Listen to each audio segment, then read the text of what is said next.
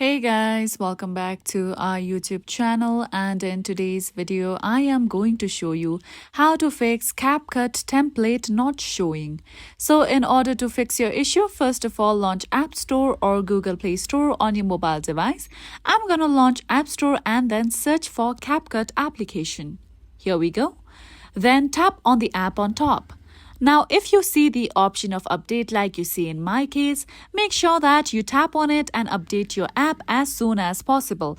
If your application is not updated, you may face certain issues regarding the application. Now, another step that you can do is open settings on your phone and go to the option of General. From here, go to the option of iPhone storage. Now from here, tap on CapCut application. Here we go. Then tap on Offload App. Now tap on Offload App again. By doing this step, you will be able to clear cache from CapCut application. Then tap on Reinstall App. Now wait until your CapCut app is being reinstalled. Then if you open your CapCut application again, your problem will be fixed. And that's it for today. At last, don't forget to subscribe to our channel.